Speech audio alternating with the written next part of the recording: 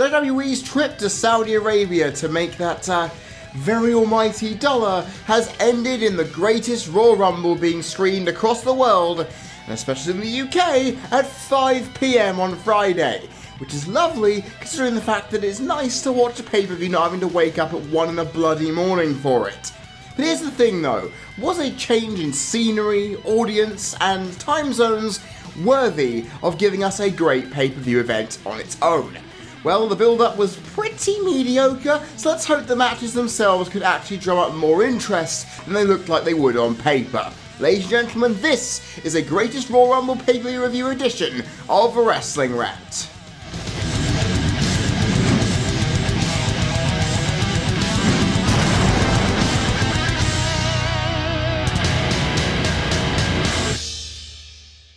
On the subject of Raw and SmackDown this week, they were pretty much the same. They both had segments that were interesting, but nothing overall fantastic. I mean, the fact is, trying to pick a winner between the two of them is like trying to pick between which child of yours, if you have them, that you hate the least. Because to be honest with you, they're probably all little shits anyway. The fact of the matter is, much like last week, and the week before, and the week before that, went for SmackDown over the red brand, because it at least had some excitement on it this week, including that contract signed between Charlotte and Carmella, which swung it in its favour. So that means he's scoring on the screen right now highlights that, well, SmackDown and Raw are tied up. Never thought I'd say that. But let's get on to what we're actually here to do, and that's analyse this pay-per-view in depth, because what we're needing to do, because it happened 2 bloody days ago. Crazy! Now, we started things off with a gargantuan match of gigantic proportions. If WWE's hype machine had done right, they managed to spice together a promo package out of previous Cena and Triple H promos to make the match feel like it was worth something. As well, John Cena beat Triple H off an AA, and, well, you could probably expect it. Now, this match was a 1.5-star affair. The fact of the matter is, I wasn't expecting them to do this, and they bloody did. They played off old-school wrestling tactics to get Triple H booed and create a very, well, retro atmosphere. Instead of high-flying moves, we had very tense and extremely archaic tests of strength and simple tactics from taunting to simple moves just to get the crowd into it. But, of course, knowing these two are very popular, the crowd were going to be into it regardless, and bloody hell they were. But that was all that was keeping this match together, and okay, it went long, nearly 15 minutes in length, but that's pretty much all it had. It was very sluggish and slow, and it got my interest a little bit, watching the good Triple H having to actually get booed for good reason, and knowing that John Cena actually got cheered hugely, played on the dynamics well, and created something interesting as the psychology of both men taking the piss out of each other worked a treat for the crowd. And that's pretty good, I'm going to say. The fact is, the match was alright, it was nothing special. The fact is, 1.5 star for a match that had no build should be applauded, but then again, what the hell am I going to do? The fact is, the match existing on its own universe and time zone was alright. They've had much better, but you'd expect that if more story was woven into it. But like I said, 1.5 star for a match no one really cared about and had no build is good. Unfortunately, in the actual context of things, it's not actually that good on my rating scale. We moved on then to the Cruiserweight Championship match, as Cedric Alexander defended his championship against Kalisto, off that ridiculous backbreaker of his. Good lord, I love that. I gave this match pretty much what many would have expected, a 2 3/4 star. These two put on a much more different contest in comparison to what we've just seen. A high-flying contest that evolved into a psychological ground game as Alexander tried to wear down the speedy Mexican, and it was pretty exciting. It was a back and forth contest, much like the original we saw beforehand, but ramped up in pace compared to the opener, creating a lot of intrigue. Now sure, it went around 10 minutes, but it bloody well didn't feel like it, as this matchup sweaved with physical and draining competition, but in a very good way. You felt like you were watching a real story be woven into the canvas of that ring, and it was pretty damn nice. On top of that, the crowd, while not as receptive to the opener as they could have been in comparison, they at least gave the Cruiserweights some massive cheers and wowed at the moves. I feel that we are very desensitized in the West to high-flying Cruiserweight wrestling, and we don't learn to just sit back and appreciate the athleticism and quality of what they're doing and the risks they take. Because good lord, some of those moves could have gone wrong. And Kalisto, you're a 2-time US champion and a damn decent wrestler. You need more programs. I've always been a fervent supporter of yours. I'm hoping this will continue to increase as the weeks and months go on, because you're pretty bloody good. And Cedric's pretty good too. I just feel Kalisto may have gotten the better hand here, but of course, Cedric got the victory. The psychology of Kalisto's back was nice, especially when you consider not only did he wear down the legs and back, it worked in the utilisation of Cedric's finisher, and I can't blame them for that. And the enjoyment factor was off the bloody scale. It may not have gone as long as I was expecting, but the pace was great, and it just made me really energised at the start of this 6-hour-long event. And overall, I can't blame them. It was a pretty good match. 2 3/4 stars from a cruiserweight match is what I would expect. All like I've said before in the past is you need a bit more story on top of the in-ring ability, but there was enough there for me to get excited. These two are trying to outdo each other and go to war for it to put on an impact inside Jeddah, Saudi Arabia's stadium. And by God, they did. This is the best match on the night at this point, and I cannot complain on that. Let's move on to the next one, as the Deleters of Worlds finally achieved their ridiculous dream of becoming the Raw Tag Team Champions by beating The Bar. And this match was a standard tag team contest that, while decent, did not do much for me, as I gave it 1 star. And it had basic tag team dynamics of Hardy playing the face in peril, even though he wasn't really in peril at all, getting Bray Wyatt in to clean up the mess and do their usual. It was an expected victory and an expected contest in terms of actual ring ability, even though The Bar did what they always do, bringing physical hostility and hard-hitting action to the fold, which you would expect. Now I am waiting with a lot of anticipation for what they do on SmackDown. The fact is, this match had not a lot of momentum behind it because it was so predictable, and logically, okay, the fans popped for the victory, but at the same time it was really all they had to go on. And the fact is, 1 star for a contest like this should be expected. I understand what people were thinking it was going to be, but hey, 1 star's meh, I guess? It's just above terrible territory, but I'll take it. It's something I was expecting, and I'll just walk away with it. At least The Bar now are free to tackle SmackDown's tag team division with a lot of anticipation. I'm just wishing that the Deleter of Worlds get some competition as well, because their shtick in the ring is actually getting quite stale. The stuff on the mic and the promos could be interesting in keeping their team relevant and interesting, but in the ring I want something different, because it feels like I've watched the same Hardy and Wyatt tag match for the last 3 weeks. And I'm not looking forward to seeing if they continue the exact same shtick. Not to mention, Offer Sister Abigail. I am hoping they actually do a leg drop double team move. You know, because that'd be a lot more interesting than watching him do a Sister Abigail, pick him up, and then lift him into an elevated twist of fate. I would prefer a more high impact double team finisher personally. You could still do the high impact twist of fate, but maybe utilise that somewhere else in the match? I don't know. Just a little tip. I feel that they are going to be solid tag team champions, but the rest of the division needs to really amp up their game to make sure it works on Raw. But a 1 star contest is terrible, really, but considering what we had here, I should have expected it and should just go along with it. We then move on to Jeff Hardy defeating Jinder Mahal for the United States Championship in a match that I'm giving 1.5 stars to. Now, if I had not seen this match a couple of weeks ago on Raw, I would have been much more excited, because I knew after that match that these two had solid chemistry, that Jinder looked really good in there with Jeff Hardy wrestling him. And the one small problem I have with it is simple. Not only was this a lot slower than that match, it was also really disjointed with some ridiculous botches that whisper in the wind. Yeah, you can say that it was the ring vibrations that caused him to fall down, but we knew you sold it despite not being hit.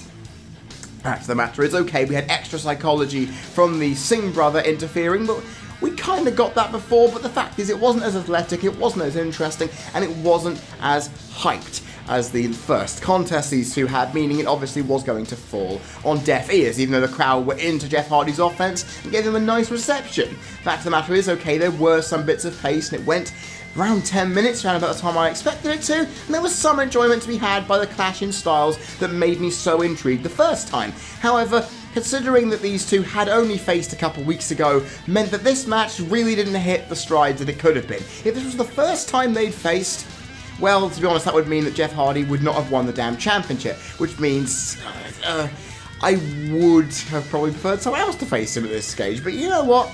1.5 stars is not terrible. It's alright. It's okay. But the fact is, I expected more from a match I thoroughly enjoyed at the Superstar Shake-Up Raw 2 weeks ago, because that was a really fun match with a really hot crowd to boot. This was a somewhat decent crowd, but nothing I can really say good about them. It's 1.5 stars. What more do I have to say? As we go on to another title match, I must remind you that all male titles are on the line on this show, as the Bludgeon Brothers defeated the Usos in a match that was very similar to the fatal 4-way contest we saw at WrestleMania in terms of quality. It was fast, aggressive, and the Usos got their asses handed to them, and I gave it 1 star. I felt the psychology of the Usos actually fighting back and giving the Bludgeon Brothers a good hiding despite their complete mauling at the hands of the champions was a nice tactic to get the crowd invested, as momentum swung in their favour and had another physical bout on the card to satisfy fans who have been used to a lot of wrestling in their time in the Middle East. Because if you didn't know, in the Middle East and Asia, actual Greco-Roman wrestling is very popular. Fact is, if they can go hard-hitting, aggressive style, they might play into that. Who knows? Fact is, the pace was a little slower than I was expecting despite that. The crowd really didn't honestly care for a fact, and they weren't singing along to the Usos theme song. Not happy with that, folks, I'm going to say there. And honestly, it did its job by giving the Usos a fighting chance, like I've said, and using their resourcefulness, but the match was about as tepid as you'd expect. Just like the other tag team title match, it was predictable. Even though I predicted the bar would actually go over and bring both titles to SmackDown, I completely got that wrong. The fact is, the Usos now are free to do some other things, and so I got distracted by a bird outside. The honest factor is, if I can get distracted by a bird outside and not really care too much about this contest, that pretty much sums it up, doesn't it? The fact is, it's 1 star, I'm not going to complain. It's not the worst thing ever, but it technically is quite close. Honestly, I'm hoping the Bludgeon Brothers get some more competition, but knowing they will. SmackDown's tag division is lit, and it should be pretty good. Honestly, after what happened with Naomi interfering in previous matches, trying to save her husband, the fact that that wasn't there meant that the match had a lack of payoff, because we kind of wanted to see it.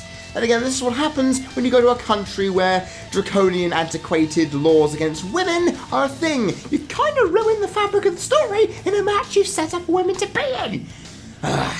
Then again, if they're getting that payday they expected, it should be quite good. Now we go on to the ladder match for the Intercontinental Championship, as Seth Rollins defeated The Miz, Finn Balor and Samoa Joe to get that championship. Oh, hell to the yes. And, well, he did it by springboarding off the ropes onto the ladder and taking it from a bloody Finn Balor's hands. It was beautiful. And that came out of the blue for a contest that I'm giving 3.25 stars to. Now this, ladies and gentlemen, was a fun little ditty to watch. The fact of the matter is, though, it could have been a little better than it was, but I'm not going to bloody complain. 3.25 stars is pretty decent. It was a very fun and tense spot fest that allowed for everybody to get great offense in and make a good showing of themselves. Now, like I said, Rollins won exploding off the top rope, getting that victory that no one really expected him to get. And it was a nice swerve, because they thought, oh, they're going to set up Balor winning the championship, or he's going to do it for Seth Rollins to do so, but no.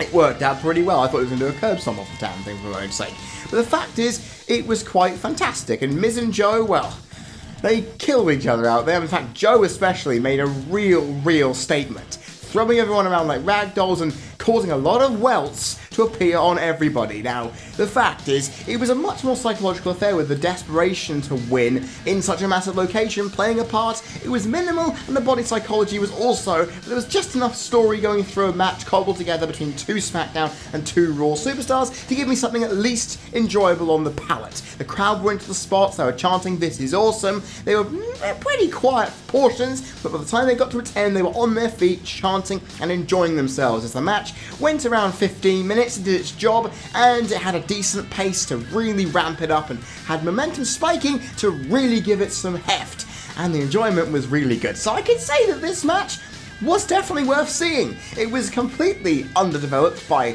the promos and everything to get it into the spectrum for story purposes, but I will give it some credit. They at least worked their asses off to make the match fun, exciting, and interesting. And at least we got a win from Seth Rollins, the predicted winner for by many people, including myself, I may add, where we didn't expect him to actually grab the belt. So we were all surprised, the crowd were too, and you can't deny that. That being said, it's not the best match of this entire night. Oh, it's not, because that went to AJ Styles and Shinsuke Nakamura's WWE Championship match that went to a double countout. Now, I'm happy that it did this because it keeps both men strong going into what their eventual blow-off match will be at Backlash in a week's time. Now, I am hoping they can go full-blown nuts in that contest. They kind of amped it up, but compared to the WrestleMania contest, but here's the thing. The WrestleMania contest was mediated, very tense, and surprisingly underwhelming. This had the added inflection of psychology, of Shinsuke Nakamura's ruthlessness, and the incredible in-ring skill of AJ Styles to create a 3.5-star encounter. This was timed and almost paced to pretty much perfection here, as the psychology of the heeled Nakamura and Styles just trying to avoid being low blow, which did not happen, I may add, as the frustration came on both men's faces to really get one over on another, really drove in just how much this meant. And the different dynamic of Shinsuke getting heel offense, oh my, it made it a lot of difference, because the face versus face contest didn't have a lot of venom. This one did, and the emotion, or should I say intensity, WWE, that's the kind of bloody adjective you need to describe something like this, worked to the match's favour. And it was a very similar contest to the Mania match, but that extra bite created something nice. And the crowd, they chanted "This is awesome" by the time it finished, and the ending was pretty decent for the story, and I'll give it credit there, because AJ boiled over and just lost it. Lovely, lovely stuff. That's what we needed to add extra spice. The problem is, the crowd made their own fun for this one. They were making a Mexican wave, and they were just going, "Hey, we're awesome, yes." Even Saudi Arabia smarks. Good lord. Because I noticed this midway through the match. They weren't really cheering for the moves or focused on the match. You could tell they were loud for some reason, and boy, they ruined this match, because it could have reached 4-star territory if the crowd were higher up.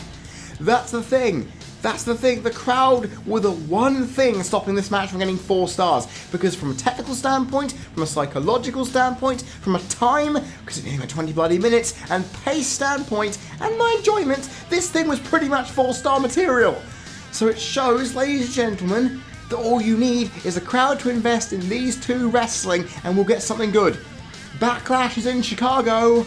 Or is it Payback in Chicago? I can't remember which one of the two is in Chicago. All I do know is they're going to give these two a lot of good, solid crowd vibes going into the contest. And it should be pretty good. This is not over, and I'm happy with that. They built up for the Backlash match well, and they made it sure that both men looked good for it, so it's a direct, even contest down the bloody middle come Backlash. Here's the thing though. I need a good crowd next time, otherwise it's going to be pretty bad. Then again, 3.5 stars, match of the damn night, and you would not have expected it, but in a big stadium, different crowd-ish, and the new dynamic, it worked. Fact is though, I'm not used to Shinsuke's theme song. It may take a while for me to think of it anything more than interesting and weird. Anyway, let's move on to the casket match as The Undertaker took on Rusev and comprehensively won, but not as comprehensively as you would have thought. I gave this 1.25 stars. Now, I expected this to be a flat-out squash. I think many other people were going to think of that. And the fact is, Rusev was allowed a lot of offense, which I found perplexing. I found it spectacular even. In fact, it made this match, which I thought was going to be a straight-up 0, much better than it ever had any right to be. The crowd were into Taker from the off, and of course they would have done, and they were booing Rusev. Meaning, if you like the simple storytelling of good guy versus bad guy, or good guy versus foreign heel, which doesn't make sense in a foreign country, you get what I'm saying there. Effectively, they were the one thing, much like the opener, holding this match together, but the enjoyment factor wasn't really there, and neither was the length, despite the fact it went just under 10 minutes. It was quite slow-paced, despite a few fast flourishes as momentum shifted back and forth, as you would do, but it still stayed in Taker's path, just so he could basically be given the victory we all expected. It did more than it had any right to, and the fact is, on Rusev Day, Rusev faced off against The Undertaker and got something in, which is lovely. The thing is, though, I feel that this contest was going to be meh to begin with, and it exceeded expectations. So I can't complain there, and it was given a solid amount of time. Both men had a good showing, really, and Aiden English came out with a broken neck, pretty much. I hope he's okay. I don't think it's a broken neck, really. I think it's just hyperbole because he took that pile driver with gusto, but as you can tell, it came out okay. The match was not the worst thing on the card, and that bucks everything. Fact of the matter is, both men were stuffed in the casket, everyone got a Taker entrance and a Taker match that was somewhat okay. I can't complain, although I will, because it honestly was never going to get any higher than what it did, despite the fact it would never have reached there if it had been done in the way many believed it would have been going in. So, from there we move on to the steel cage match for the, well, I was going to say WWE Championship, no, it's Universal Championship time, as Brock Lesnar somehow won under the most dubious of circumstances after Roman Reigns speared his opponent through the cage, and despite the fact that Roman's feet actually did touch the floor technically first, it was Brock Lesnar who retained, because he landed on the grating outside on the floor first. It was really, really bad.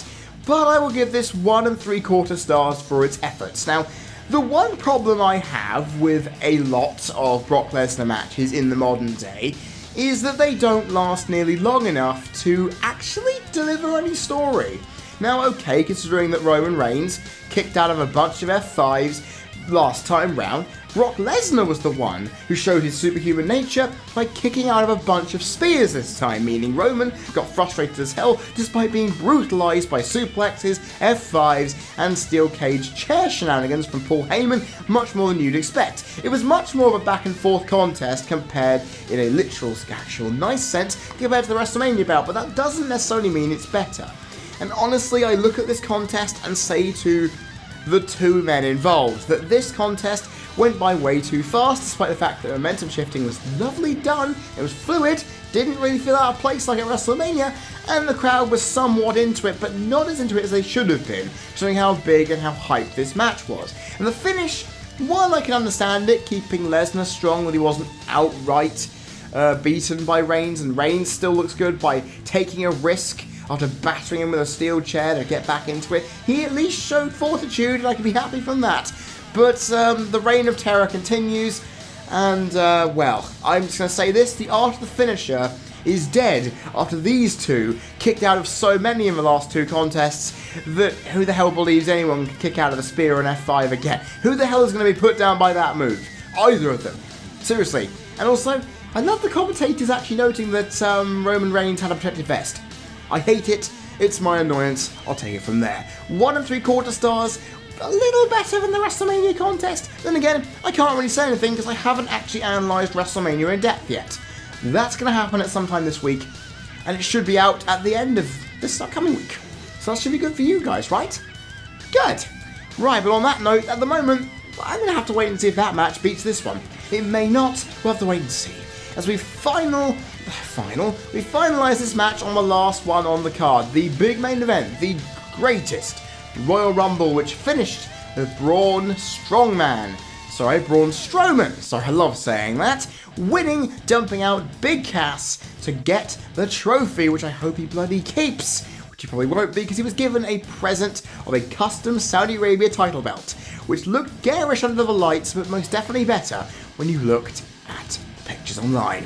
Fact is, this contest, ladies and gentlemen, was a 2 3/4 star match. Now, I rate the Royal Rumbles a little differently. I focus on the match length and pacing, the amount of surprise entrance, the elimination rate, and then of course the crowd reaction and the enjoyment remain exactly the same. Fact is, there was a lot of quick eliminations early on as Bryan and Ziggler delved into dominance, keeping themselves alive from the start, with a quick and solid place to begin with, but overall it slowed down as more wrestlers entered the fray and eliminations became a little sparse. But then, this was a 50-man match. You had to get a lot of people out of the ring at times, meaning the elimination rate was fluid, was constant, and it happened while still retaining a bunch of guys in the ring, which meant that you could keep your eye on it. Unfortunately, the surprise entrance, outside of one Hornswoggle and Hiroki Sumi, a sumo wrestler, and maybe one of the members of Heavy Machinery from NXT and Babakunde or whatever his name was, they were the only surprises really in this entire contest. Apart from the fact that Sami Zayn wasn't even there, because being a person who was born in Syria, logically, you want to put them in Saudi Arabia. Fine, that's understandable, but all the rest of the surprise entrants were already announced prior. The Great Khali, I would dare say Hornswoggle, because I saw him on a picture on the internet, Rey Mysterio, they were all, and even Chris Jericho, they were all already hyped, so outside of Sumi and maybe a couple of others, it wasn't really that fantastic.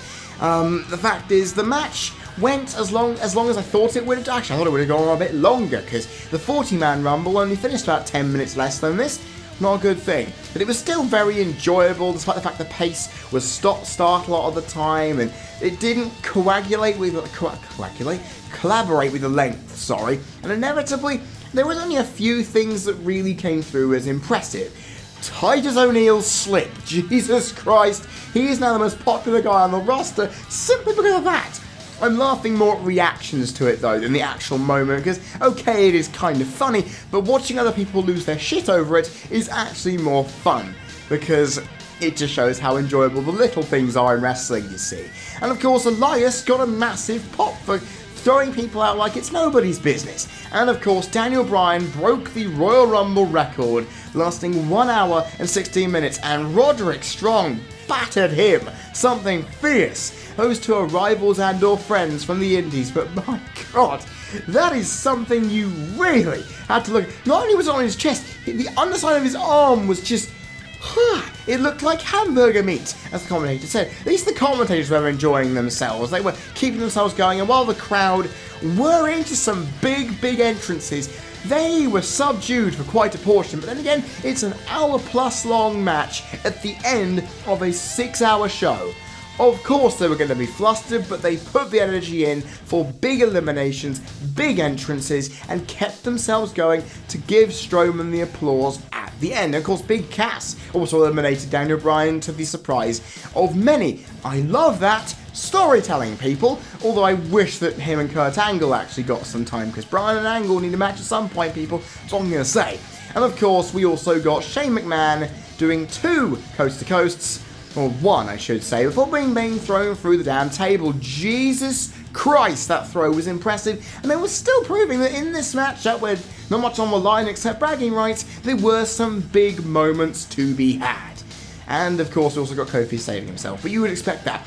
The Rumble match overall wasn't that great, but that is 2 3/4 stars isn't terrible. It's just above average, considering this match should have been a little better. There were some wrestlers from NXT I would have added in there just to add up some spice a little bit. I mean, like guys like Ricochet, Lars Sullivan, and they put Roderick Strong in there, they didn't put Adam Cole in. Interesting. The fact is, I was expecting a few more big names from the NXT brand, or even actually some more names from SmackDown, because I know their championships are on the line and everything, but Raw had more people in than the Blue brand did. Not liking that. So overall, I can say for myself, this ended on a decent note, and well, let's find out where this pay-per-view lands overall as my final thoughts are brought to the forefront. On first glance, this show looked like and felt like a glorified house show inside a stadium, and while that highlighted in some matches quality, there is no doubt that this pay-per-view surprised quite a few people. Now, it went a lot longer than expected, and at times the crowd were not as into it as they could have been, but the contests, when they hit, were really bloody fantastic. The Royal Rumble actually went above and beyond to deliver something that was worthy of headlining. The WWE Championship match was better than the WrestleMania encounter and was the best match on the night. The ladder match was the tense spot fest we wanted and expected. Not to mention, on top of that, Cruiserweights. They were one of the spotlights of the evening. I would not have said that going in, but then again, that's a testament to the quality of their matches and how they've improved over time, isn't it?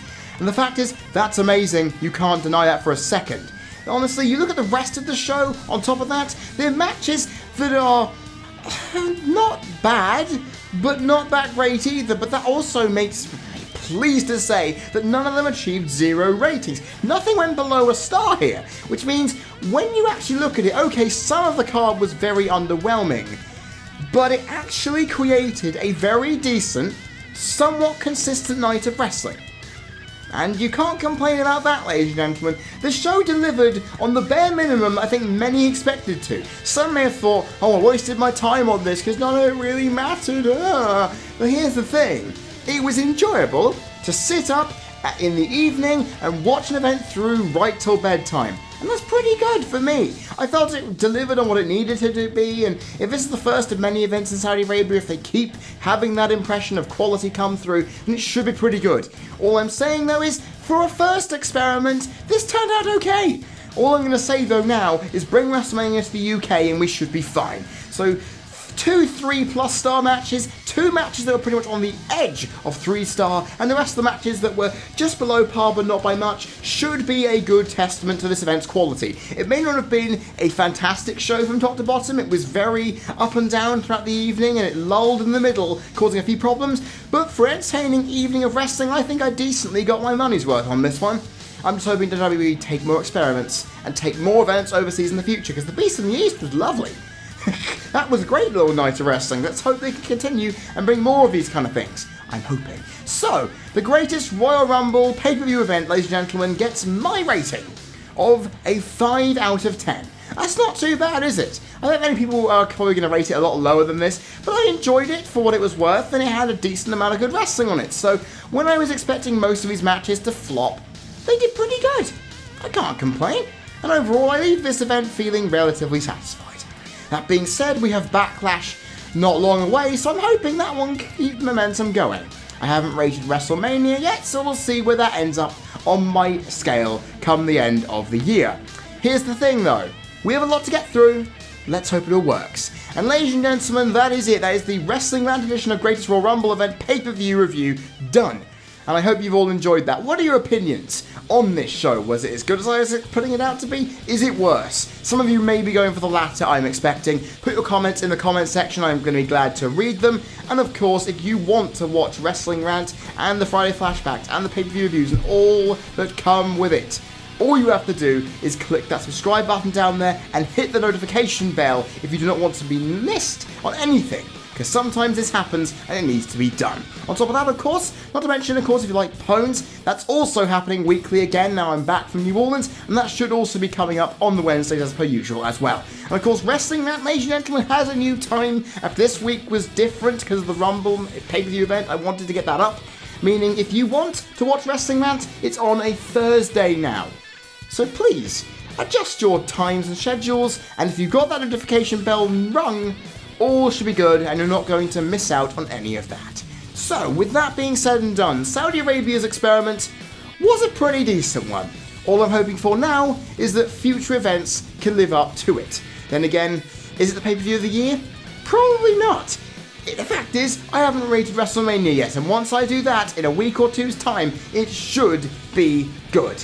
Then again, if WrestleMania that I went to cannot beat this, we may be in for some problems.